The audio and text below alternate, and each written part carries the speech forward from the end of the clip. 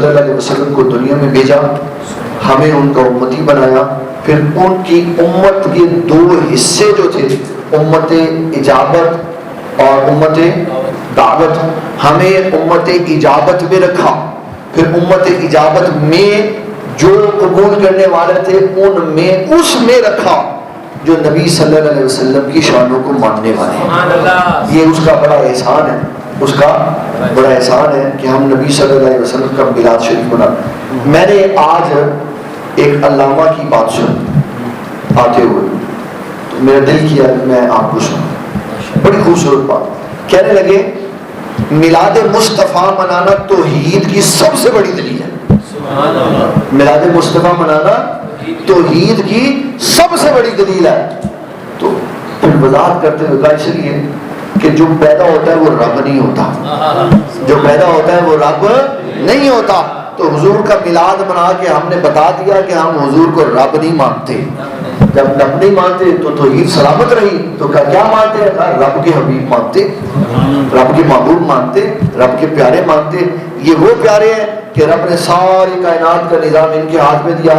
اشارہ کرے تو چاند دو ٹکڑے ہو جائے، اشارہ کرے تو سورج واپس پلٹ آئے۔ اور امام مسلم نے مسلم شریف میں کہا، حدیث مسلم شریف کے اندر لکھی، نبی صلی اللہ علیہ وسلم نے فرمایا میں نے ابھی اعلان نبوت نہیں فرمایا تھا، میں نے ابھی اعلان نبوت نہیں فرمایا تھا، میں مکہ کی سڑکوں سے گزرتا تھا، میں ان پتھروں درختوں کو پہچانتا ہوں، جب میں ان کے پاس سے گزرتا تھا تو کہتے تھے السلام علیکہ یا رسول اللہ۔ پہلے سے اللہ نے مخلوق نبی صلی اللہ علیہ وسلم کی مدحت کے لیے تیار کر کے رکھی کہ یہ اللہ کے رسول جا۔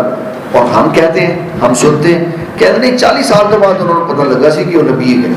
کتنے سال بعد؟ وہ درختوں تو پہلے پتہ سی،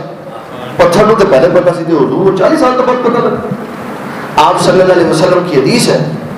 کہ حضور آپ کو کب پتہ چلا کہ آپ اللہ کے ہیں؟ آپ نے کہا میں نے ادو ہی پتہ سی جدو آدم حالے کوئی نہیں سن پڑے،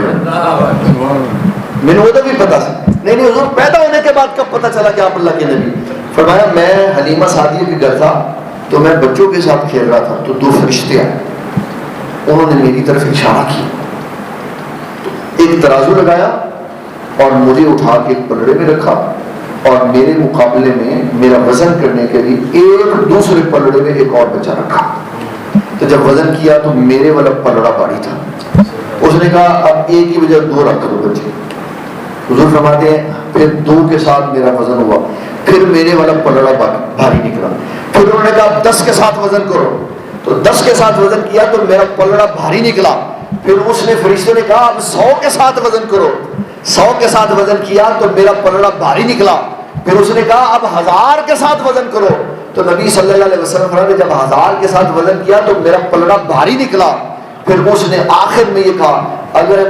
اس ایک پلڑے میں پوری امت بھی ڈال دو گے تو ان کا پلڑا بھاری نکلے گا، کیونکہ نبی بھاری ہوتے ہیں، نبی کا وزن زیادہ ہو۔ تو ساری عقلیں بالکل صاف ہو جاتی کہ کیسے الائیو نبی صلی اللہ علیہ وسلم دیکھ رہے ہیں، آپ کا جسم مبارک کھول دیا، دل کو باہر نکالا۔ یہ بھی آ جائے گی ٹیکنالوجی، جس طرح زندہ کے ساتھ کرتے نا، یہ والا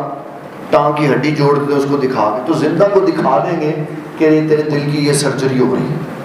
کیونکہ یہ حدیث میں آیا،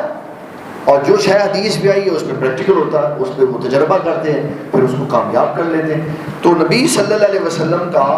یہ جو سینہ مبارک کھولا، دل کو نکالا، اس کے اندر حضور صلی اللہ علیہ وسلم فرماتے ہیں رب کو دیکھنے کے لیے انوار و تجلیات بھرے گئے، سونے کا تشت لایا گیا، اس کے اندر انوار و تجلیات میرے سینے میں انڈیلے گئے، پھر اس کو بند کر دیا، پھر نشان غائب ہو گیا۔ تو یہ سب صرف ایک معجزہ، اگر نبی صلی اللہ علیہ وسلم کا اس کو سائنٹیفکلی انداز میں دیکھیں تو عقل حیران ہو جاتی ہے کہ 1400 سال پہلے ایک بندہ اپنی انگلی سے یہ سارا کچھ کر رہا ہے، اپنی کوئی اوزار نہیں تھا، کاٹنے کے لیے گرائنڈر مشین نہیں تھی، کھولنے کے لیے اس کو کوئی مشین نہیں تھی، ایسے کیا آرام سے کھول دیا، دل مبارک نکالا، دھویا، اس کو کاٹا، اس کے اندر آب زمزم میں پانی ڈالا اور پھر صاف کر کے لگا کے، پھر کوئی پرہیز نہیں کہا، فرمایا سیڑھی لگی اور ہم آسمان کی طرف چل۔ یہ ہمارے آقا صلی اللہ علیہ وسلم کی شان ہے، اللہ تعالیٰ نے ہر قدم پہ نبی صلی اللہ علیہ وسلم کو مختلف عظمت و شان سے نوازا ہے۔ اللہ تعالیٰ ہمیں حضور صلی اللہ علیہ وسلم کے میلاد شریف کے بعد آپ کی سیرت کے مطابق زندگی گزارنے کی توفیق عطا فرمائے۔